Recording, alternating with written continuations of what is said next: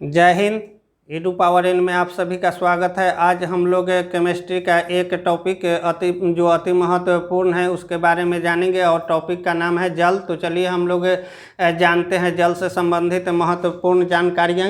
जल की संरचना क्या है अब देखते हैं। सबसे पहले हम लोग जल को हम लोग अंग्रेजी में वाटर कहते हैं और ये जो होते हैं ये क्या होते हैं, कार्बनिक यौगिक होते हैं और इसका जो रासायनिक सूत्र जो होते हैं H2O होते हैं।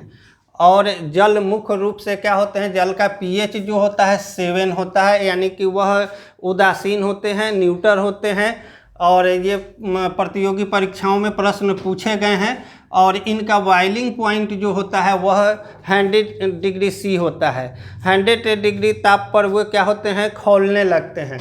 और ये इनकी मुख्य एक विशेषता होती है कि ये रंगहीन होते हैं, गंधहीन होते हैं, स्वादहीन होते हैं। तो हम लोग देखते हैं कि पानी में कोई उसका अपना रंग नहीं होता है, कोई अपना कलर नहीं होता है और उसमें ना कोई गंध होती है और ना वो स्वाद, उसमें कोई स्वाद होता है, खट्टा मीठा तीखा, ये किसी प्रकार का उसमें स्वाद नहीं होते हैं। तो इस प्रकार हम लोग देखते हैं ये जल की विशेषता है। जिसका pH 7 होता है वो रंगहीन होते हैं, गंधहीन होते हैं, स्वादहीन होते हैं और उसका अधिकतम जो घनत्व होता है जल का वो 4 डिग्री C पर सबसे अधिक ज़्यादा घनत्व होता है, मैक्सिमम इसके घनत्व होते हैं। और 0 डिग्री पर क्या होते हैं, पानी जो होते हैं वो बर्फ बन जाते हैं। ये जल से संबंधित जो नॉर्मली कंसेप्ट है वो जो प्रतियोगी परीक्षाओं में भी पूछे जाते हैं। अब हम लोग देखते हैं जल के प्रकार, जल कितने प्रकार के होते हैं जो केमिस्ट्री में पढ़ाया जाता है और ये काफ़ी उपयोगी होते हैं। और इससे संबंधित जो प्रश्न प्रतियोगी परीक्षाओं में पूछे जाते हैं उस पर हम लोग फोकस करते हैं, देखते हैं कि कहाँ किस भाग से प्रश्न पूछे जाते हैं।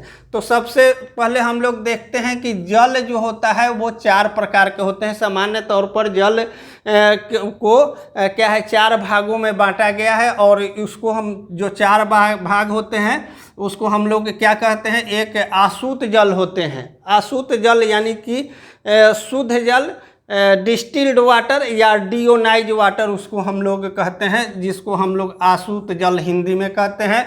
एक मृदुल जल होते हैं, मृदुल जल जो होते हैं सॉफ्ट वाटर होते हैं जिसका उपयोग हम लोग पानी पीने में करते हैं। और एक होते हैं कठोर जल जिसको हम लोग हार्ड वाटर कहते हैं। और कठोर जल के 2 भाग होते हैं, एक अस्थाई कठोरता होती है और एक अस्थाई कठोरता होती है। तो ये जल की कठोरता के आधार पर उसको 2 भागों में बांटा गया है। और एक भारी जल होते हैं जिसको हम लोग हेवी वाटर कहते हैं। आज हम लोग का मुख्य जो ये टॉपिक है इससे संबंधित इसी जल के 4 प्रकार के बारे में हम लोग जानेंगे। और यह वीडियो जो है 3 पार्टों में, 3 खंडों में बनाया जाएगा।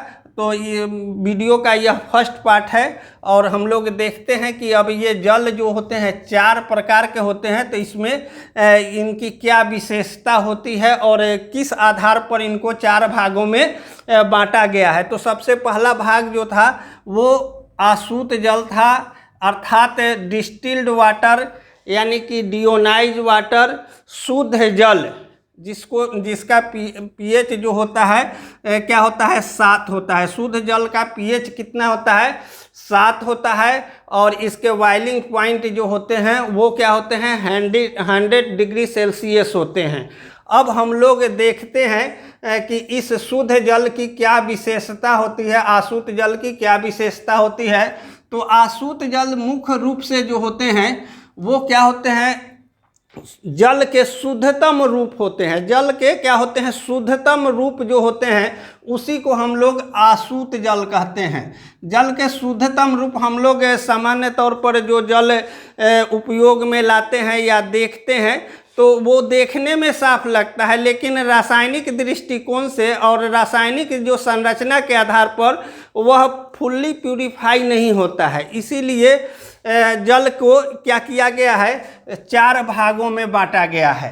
तो शुद्ध आसूत जल जो होते हैं वो क्या होते हैं, बिल्कुल ही शुद्धतम रूप होता है जल का। और उसका जो संरचना होता है, रासायनिक सूत्र जो होते हैं उसके H2O होते हैं, अर्थात हाइड्रोजन के 2 अणु और ऑक्सीजन के 1 अणु मिलकर शुद्ध जल का निर्माण करते हैं। अब ये शुद्धता की पहचान जो होती है OPPM जो होता है जल की प्योर शुद्धता का पहचान कराता है। अब हम लोग देखेंगे कि जल में कैसे शुद्ध उसको किया जाता है, किस विधि के द्वारा। तो आज कल बहुत सारे विधियों का प्रयोग किया जा रहा है, लेकिन एक आसवन विधि है जो जल का सामान्य तौर पर क्या होता है, इससे शुद्ध जल का निर्माण किया जाता है। अब हम लोग देखते हैं कि शुद्ध जल के क्या उपयोग हैं। जो डिस्टिल्ड वाटर होते हैं, डियोनाइज वाटर होते हैं, उसके क्या क्या उपयोग हैं दैनिक जीवन में या प्रायोगिक रूप में क्या उपयोग हैं। तो सबसे पहले जो डियोनाइज वाटर होते हैं, हम लोग सामान्य तौर पर वैसे ही उदाहरण लेंगे जो हमारे उपयोग से संबंधित है। देखेंगे कि हम लोग बैटरी में जो डिस्टिल्ड वाटर डालते हैं, जो पानी डलाता है, एसिड नहीं, एसिड बैटरी में डाला हुआ रहता है और उसमें जब पानी घट जाता है तो हम लोग क्या करते हैं, डिस्टिल्ड वाटर का प्रयोग करते हैं, जो क्या होता है, आशुद्ध जल होता है, शुद्ध जल होता है। और दूसरा इसका उपयोग मेडिकल में क्या होते हैं, ऊंट वगैरह घाव जो हो जाती है या वार्निंग का कभी कभी मेजर केस होता है, वार्निंग जब हो जाते हैं तो वहाँ क्या होता है, स्किन जब जल जाता है तो उस स्किन को धोने का काम जो होता है इस शुद्ध जल के द्वारा किया जाता है, क्योंकि वहाँ इन्फेक्शन की अधिक चांसेस बनते हैं। इसलिए वहाँ सामान्य जल का प्रयोग नहीं करके क्या करते हैं, अशुद्ध जल यानी कि शुद्ध जल का हम लोग प्रयोग करते हैं ताकि इन्फेक्शन नहीं हो सके। दूसरा एक और मेडिकल में इसका मेजर उपयोग है, इंजेक्शन जब लगाया जाता है तो छोटे छोटे उसमें क्या होते हैं डिब्बे, उसके साथ साथ वाटर भी होते हैं, अशुद्ध जल भी होते हैं, जिससे क्या किया जाता है, जो पाउडर फॉर्म में दवा होती है उसमें वह शुद्ध जल मिलाकर क्या किया जाता है, व्यक्ति को इंजेक्ट किया जाता है। अब इसका एक और मुख्य प्रयोग है, जब हम लोग प्रयोगशाला में जांच करते हैं किसी चीज़ का, जैसे मान लीजिए कि यूरिक एसिड टेस्ट करना है, यूरिया करना है या बिलिरुबिन करना है, विभिन्न प्रकार के जो टेस्ट करते हैं, तो उसमें भी क्या होता है, हमें आवश्यकता पड़ती है किस चीज़ की, अशुद्ध जल का यानी कि शुद्ध जल का। तो ये उपयोग तो प्रायोगिक तौर पर ये उपयोग होते हैं। अब हम लोग देखते हैं कि वर्षा का जल क्या होता है, वास्तव में जब ये वर्षा का जल जो होता है ऊपर से जब आते हैं तो शुद्ध होते हैं, लेकिन जब हमारे वायुमंडल में वो प्रवेश करते हैं तो वायुमंडल में विभिन्न धूल कणों के कारण क्या हो जाते हैं कि ये दूषित हो जाते हैं। तो हमें याद रखना है, कभी कभी प्रतियोगी परीक्षा में ये प्रश्न पूछा जाता है कि जल का शुद्धतम रूप क्या है। तो जल का शुद्धतम रूप जो है वर्षा का जल होता है। वर्षा का जल लेकिन क्या है, वह वायुमंडल में प्रवेश करने से पहले शुद्ध होता है। वायुमंडल में प्रवेश करने से पहले वह क्या होता है, उसका शुद्धतम रूप होता है, लेकिन वायुमंडल में जब वह प्रवेश करती है तो उसमें कहीं ना कहीं थोड़ा सा अशुद्धता आ जाती है। लेकिन प्रतियोगी परीक्षा में अगर प्रश्न पूछा जाए कि जल का शुद्धतम रूप क्या होता है तो वर्षा का जल शुद्धतम रूप होता है। अब हम लोग देखते हैं शुद्धतम जल। शुद्ध जल क्या होता है, जो होता है शुद्ध जल क्या है, H2O। H2O को ही हम लोग क्या कहते हैं, शुद्धतम रूप कहते हैं जल का। तो ये वर्षा के जल शुद्धतम होते हैं। अब हम लोग देखते हैं, आगे चलते हैं कि जल को शुद्ध करने के लिए सामान्य तौर पर जो हम लोग विधि का प्रयोग करते हैं वो विधि है आसवन विधि।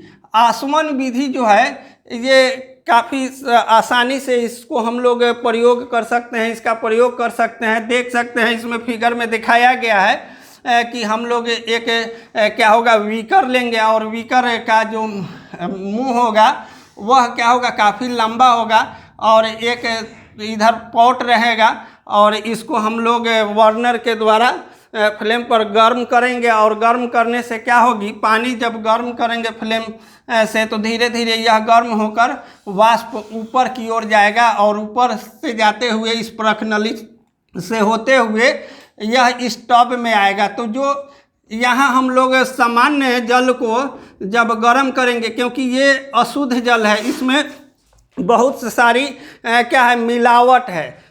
जैसे मान लीजिए कि वर्षा के जल हो या सामान्य जल हो या जो हम लोग टैप वगैरह से जो जल लेते हैं वो सब क्या होते हैं, अशुद्ध होते हैं। और ये उसमें कुछ न कुछ अशुद्धियाँ होती है जो अनावश्यक पोषक तत्व होते हैं। और उस सब को बाहर निकालने के लिए क्या करते हैं हम लोग कि इस आसवन विधि का प्रयोग करते हैं। और इस प्रयोग के द्वारा जब ये बीकर में पानी गर्म होता है तो धीरे धीरे क्या होता है, वाष्प के रूप में जब ऊपर की ओर आते हैं परख नली से होते हुए। और एक यहाँ कंडेंसर लगा होता है और इस कंडेंसर का मुख्य कार्य होता है कि जो यहाँ से वाइब्रेशन हो रहा है उसको ठंडा करके वह क्या करता है कि ठंडा कर देता है और वह फिर से यहाँ जल के रूप में स्टोरेज हो जाता है। इस प्रकार हम लोग जब ये प्रक्रिया इस प्रोसेस को करते हैं तो जो जल में अशुद्धियाँ होती है वो क्या होते हैं, इस बीकर के निचले भाग में जम जाते हैं और शुद्ध जल हमें यहाँ प्राप्त हो जाता है। तो ये जल का शुद्धिकरण का एक विधि है जिस विधि को हम लोग आसवन विधि कहते हैं। और हम लोग अगले पार्ट में पढ़ेंगे मृदुल जल के बारे में। तो हम लोग सबसे पहला भाग पढ़े हैं आसूत जल। आसूत जल की मुख्य विशेषता यही है। और अगले पार्ट में हम लोग पढ़ेंगे मृदुल जल जिसका मेजर रोल होता है। इसी मृदुल जल का हम लोग सामान्य तौर पर पीने के में पर उपयोग करते हैं। और ये भी H2O होते हैं। और इस H2O के साथ साथ इसमें क्या होते हैं, कुछ ऐसे जो आवश्यक पोषक तत्व होते हैं जो मानव शरीर के लिए या जीव जगत के लिए आवश्यक होते हैं। उन सभी तथ्यों पर हम लोग चर्चा करेंगे नेक्स्ट टॉपिक में। तो चलिए आज यहीं तक ये टॉपिक समाप्त होता है। मिलेंगे नेक्स्ट वीडियो में, तब तक के लिए जय हिंद।